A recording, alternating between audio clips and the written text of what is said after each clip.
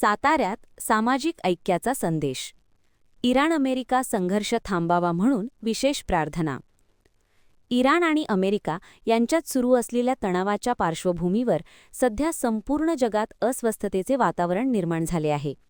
या जागतिक अशांततेच्या पार्श्वभूमीवर साताऱ्यात एक अनोखा सामाजिक सलोखा पाहायला मिळाला. साताऱ्यातील कासार समाजाच्या वतीने विश्वशांतीसाठी आणि इराण-अमेरिका संघर्ष थांबावा यासाठी देवीसमोर विशेष प्रार्थनेचे आयोजन करण्यात आले होते.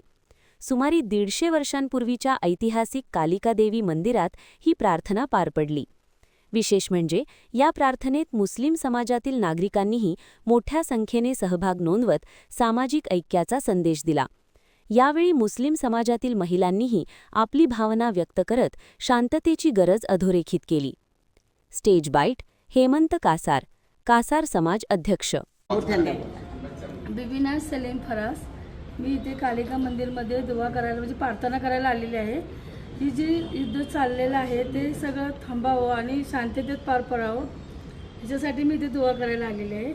आणि आमच्या धर्माप्रमाणे बी आम्ही दुआ रोज करतोच, करते मी घरात पण. आणि सगळ्यांना सांगते की आपली म्हणजे युद्ध हे थांबायला पाहिजे, जगातलं सगळं युद्ध थांबायला पाहिजे, बस एवढंच. शांतता व्हायला पाहिजे.